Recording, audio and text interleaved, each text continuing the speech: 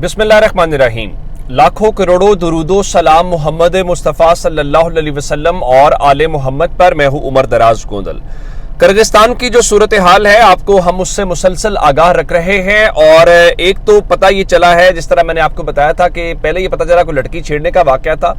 तो पता चला नहीं ऐसा नहीं हुआ। अब थोड़ी सूरत हाल और क्लियर हो रही है, ताज़ा सूरत हाल भी आपको बताते हैं और इंडिया की जो एंट्री है वो भी आपको बताते हैं। हुआ ये है कि चूंकि इंटरनेशनल स्टूडेंट्स मुख्तलिफ मुल्कों से हैं, मैंने आपको बताया था कि मिस्र वाले भी हैं, इंडिया वाले भी हैं, पाकिस्तान वाले भी हैं।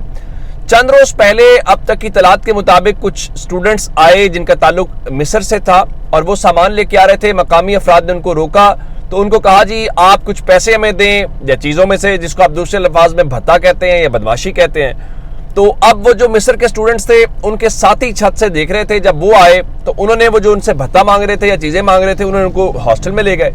वहाँ उन्होंने उनको मारा शारा या कोई वीडियोस बनाई। वीडियोस बनाने के बाद वो वीडियोस वायरल हुई और वीडियोस वायरल होने के बाद जो मकामी अफराद हैं वो उन्होंने फिर आके ये सारा तमाशा लगाया है और ख़वातीन के हॉस्टल्स पे भी हमला किया है। लेकिन ख़वातीन के साथ कोई इस किस्म का वाक़या नहीं हुआ जिस तरह सोशल मीडिया के ऊपर दावे किए जा रहे हैं, वो सब ठीक नहीं है। अब जो मकामी इस सिचुएशन वहाँ पे है वो एक तो पाकिस्तान भी ज़ाहिर है, यहाँ पे भी दबाव आया, फिर इंडिया उसमें दबाव जो है वो भी कूदा क्योंकि उनके स्टूडेंट्स के ऊपर भी हमले हुए हैं। तो इंडियन वज़ीर ख़ारजा ने भी ट्वीट किया है और पाकिस्तान ने भी एक कंट्रोल रूम जिसको आप कह लीजिए वो कायम किया। लेकिन अभी भी शिकायत ये हैं कि पाकिस्तान के जो सुफरा हैं वो बजाय इसके कि ग्राउंड के ऊपर एक्शन लें, वो अपने ही बच्चों को कह रहे हैं जी आप वीडियोस ना बनाएं क्योंकि हमारे ऊपर जी हुकूमत का दबाव आ रहा है। ये आम तौर पे जो पाकिस्तान के सिफारत खाने होते हैं या कौंसलेट होते हैं उनके मुतालिक ऐसी शिकायत सुनने को मिलती हैं जी, वो रिस्पॉन्ड नहीं करते जी, वो बात नहीं सुनते, वो अपने लोगों से शायद इस तरह से ट्रीट करते हैं। लेकिन अब उनकी हुकूमत को पहला सबक ये ज़रूर मिला है और वो सबक ये है कि भाई ये आपको ना वहाँ डॉलर्स में फीसें अदा करते हैं, ये डॉलर्स में सारी पेमेंट करते हैं और आपकी कमाई का बड़ा जरिया है। अब से थोड़ी देर पहले पाकिस्तान ने जो इनके नाज़िमुल उमूर है पाकिस्तान यहाँ पे पाकिस्तान में उनको तलब किया है और उनको डिमार्श किया है। और आपको पता है कि डिमार्श इंतहाई कदम होता है सिफारती ज़बान में, जहाँ पे आप उस मुल्क के खिलाफ अपने गुस्से का इजहार करते हैं और अपना एहतजाज जो है वो वहाँ पे रिकॉर्ड कराते हैं। और पाकिस्तान ने इस हवाले से उनको ये एहतजाज रिकॉर्ड कराया है और डिमार्श किया और कहा है जी पाकिस्तान के जो तलबा हैं उनके ऊपर जो हमले हो रहे हैं, जो उन पे तशद्दुद है, उस हवाले से रिपोर्ट्स बहुत तशवीशनाक हैं। और जो किर्गिस्तान की हुकूमत है वो पाकिस्तान के जो तलबा हैं उनके तहफ़्फ़ुज़ के लिए हर मुमकिन कदम उठाए। अब इस वक्त वहाँ पे सिचुएशन ये है कि इस वक्त वो सिचुएशन नहीं है जो चंद घंटे पहले थी, लेकिन वो बता रहे हैं कि उनको दोबारा धमकियां दी जा रही हैं। वहाँ पे जो शरपसंद अनासिर हैं वो कह रहे हैं कि वो आज रात इस किस्म की दोबारा से कोई कार्रवाई कर सकते हैं। तो मेरे ख्याल से हमारी हुकूमत को मजीद मुतहरिक होना चाहिए। डिमार्श किया बहुत अच्छी बात है, मजीद दबाव डालना चाहिए इंडिया को, इजिप्ट को, बाकी जो भी ममालिक हैं उन सबको मिल के उनसे जवाब तलबी भी करनी चाहिए और इस बात के ऊपर यकीनी बनाया जाना चाहिए कि हमारे जो स्टूडेंट्स हैं उनका कोई किसी किस्म का जो नुकसान है वो नहीं होना चाहिए। अब हो गया ये वाला मामला। दो तीन बातें आपको और बतानी है। एक बात, आज लाहौर में एक बड़ी तब्दीली आई है। मुस्लिम लीग नून ने जो पार्टी के सदर हैं उनसे इस्तीफा दिया और उनका इस्तीफा आज कबूल कर लिया गया है और अब शहबाज शरीफ को एक लिहाज से अब पार्टी का जो कायम मकाम सदर है वो बनाया गया है। और राना सनावला मुस्लिम लीग नून के चीफ इलेक्शन कमिश्नर है और 28 मई को उनके जनरल काउंसिल का इजलास है और जनरल काउंसिल के इजलास के अंदर नवाज शरीफ को पार्टी के सदर के तौर के ऊपर मुंतखब कर लेंगे। आज वहाँ पे मुस्लिम लीग नून के रहनुमा आ रहे थे तो राना तनवीर फरमा रहे थे जी वो 16 माह की जो हुकूमत है उसमें एक मुतनंजन बना हुआ था, तो क्या कहते हैं कि अब उन्होंने कहा जी शहबाज शरीफ आ गए हैं तो अब वो बड़े अच्छे फैसले कर रहे हैं। तो उन्होंने कहा जी अली अमीन गंडापुर ने एक बार धमकी दी थी तो उसके बाद वो मेरा सामना नहीं करता था। फिर राना सनावला ने कहा कि जी वज़ीर आला खैबर पख्तूनख्वा जो है वो 30 मार खान है और अली अमीन गंडापुर जो है वो हवाई फायरिंग करना इसने कुछ है नहीं है और केपी की हुकूमत वही करेगी जो विफाक कहेगा। तो उनका जी पीटीआई अगर एस्टैब्लिशमेंट से बात करती है तो करे, हमने कब रोका है। तो उनका पीटीआई का झगड़ा शुरू से एस्टैब्लिशमेंट से है कि वो उनका साथ दे। उसके बाद ख्वाजा साद रफीक थे तो उन्होंने कहा जी जो फजलुर रहमान है वो हमारे बड़े हैं, उनसे प्यार मोहब्बत का बड़ा फितरी हमारा एक रिश्ता है, तो फजलुर रहमान साहब के साथ जो नाराज़गी है वो फितरी हो सकती ہوئی ہے تو انہوں نے کہا کہ جو خیبر پختونخوا کے وزیر اعلیٰ ہیں وہ لفظی گولہ باری کر رہے ہیں, ان کو زیب نہیں دیتا. لگتا یہ ہے کہ ان سے کام چلنا نہیں, اس لیے وہ چاہتے ہیں کہ ایسی صورتحال پیدا کریں. جب بھی ملک چلنے لگتا ہے تو وہ چلنے نہیں دیتے. حالانکہ خواجہ صاحب بڑے سینئر سیاستدان ہیں, ان کو پتہ ہے کہ اچھی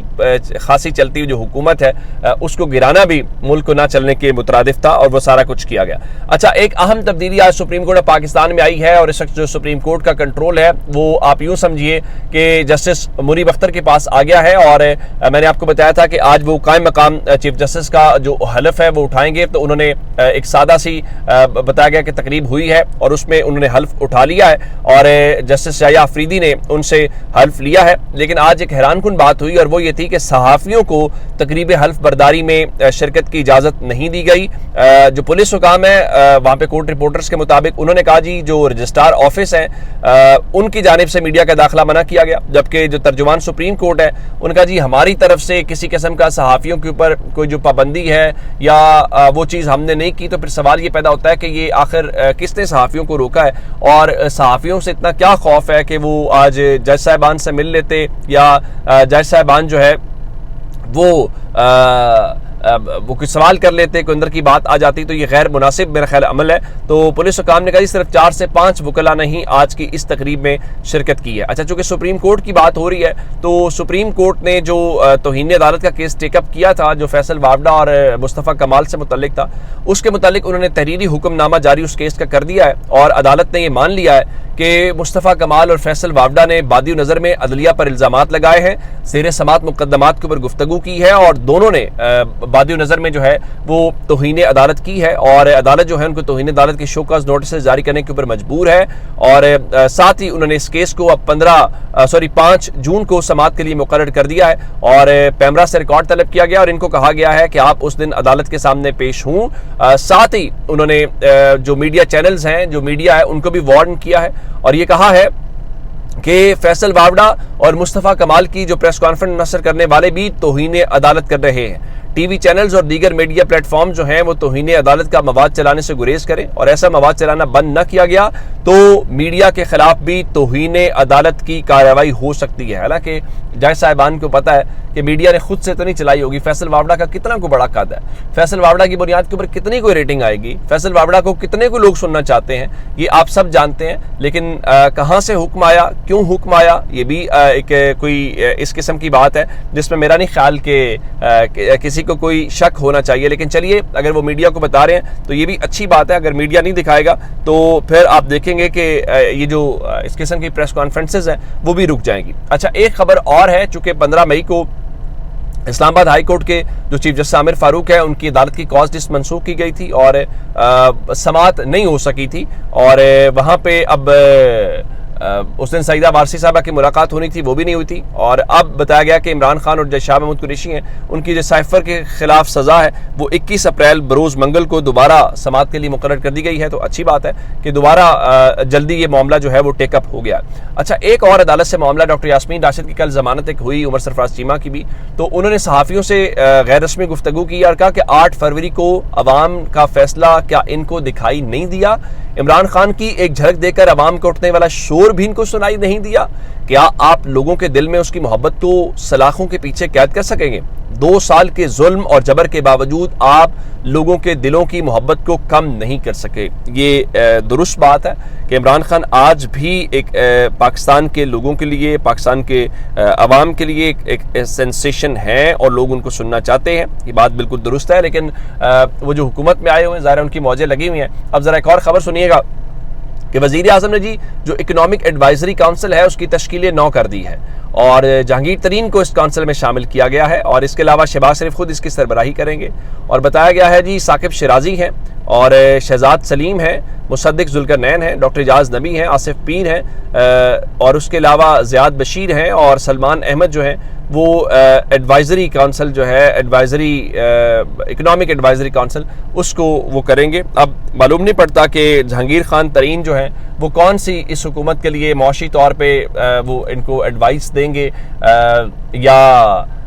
وہ کام پہلے نہیں کر سکے تو اب وہ کریں گے. چلیے, وہ بیچارے الیکشن لڑ کے آنا چاہتے تھے لیکن پاکستان کے لوگوں نے ان کو لودرا سے بھی ہرا دیا, پاکستان کے لوگوں نے ان کو ملتان سے بھی ہرا دیا. لیکن اس کے باوجود اگر جہانگیر خان ترین کی کوئی خواہش ہے حکومت میں آنے کی اور شہباز شریف نے وہ خواہش پوری کر دی ہے تو چلیں اچھی بات ہے, اس کو ہم پازیٹیو وے میں دیکھتے ہیں اور یہ بھی دیکھ لیتے ہیں کہ اس کا کوئی فائدہ ہوتا ہے کہ نہیں ہوتا. جاتے ایک خبر آزاد کشمیر سے ہے, وہاں پہ احتجاج ہوا, بہت تگڑا قسم کا احتجاج ہوا جو کل ہمیں خیبر پختونخوا اسمبلی کے فلور کے اوپر بھی اس حوالے سے باتیں دکھائی دی. تو اب چونکہ وہاں پہ احتجاج ہو گیا اور مظاہرین کو کنٹرول کرنے میں ناکامی کا سامنا ہے تو وہاں پہ ایک بڑی تبدیلی ہوئی ہے اور جو پولیس کے سربراہ ہیں سہیل حبیب تاجک جو ہیں, جو آئی جی پولیس آزاد کشمیر کے طور کے اوپر کام کر رہے تھے, ان کو وہاں سے ہٹا دیا گیا ہے اور یہ کہا گیا ہے کہ آپ اسٹیبلشمنٹ ڈویژن کو رپورٹ کریں اور اس کے بعد جو پولیس سروس گریڈ 20 کے عبد الجبار ہیں ان کو آئی جی آزاد کشمیر کے طور کے اوپر تعینات کر دیا گیا ہے. تو اب ایک تو آپ کی اپنی ناکامی ہے, پولیس والوں کے اوپر آپ نے آئی جی کو قربانی کا بکرا بنا دیا, اچھی بات ہے, لیکن وہ انوار الحق جس کو آپ نے مسلط کیا اس سے پوچھئے کہ کیا اس کو بھی ہٹایا جائے گا, کیا اس کو حکومت جس طرح تحفے میں رکھ کے دے گئی اور اس وقت پیپلز پارٹی کے لیے کانفیڈنس بلڈنگ میئرز کے طور کے اوپر تحریک انصاف سے چھین کے ان کو دیے گئے, اس کا بھی کوئی باز پرس جواب طلبی ہوگی یا یہ صرف اور صرف ان کے لیے ہی ہے. چلیے, آپ اگر سمجھتے ہیں کہ اس سے کوئی فائدہ آپ کو ہوگا یا آسانی ہے تو آپ کو کوئی روک تو نہیں سکتا, لیکن اب اگر آپ بھی حقائق کو نہیں سمجھنا چاہتے تو یہ آپ کی مرضی ہے. اپنا بہت سارا خیال رکھیے گا. خدا حافظ.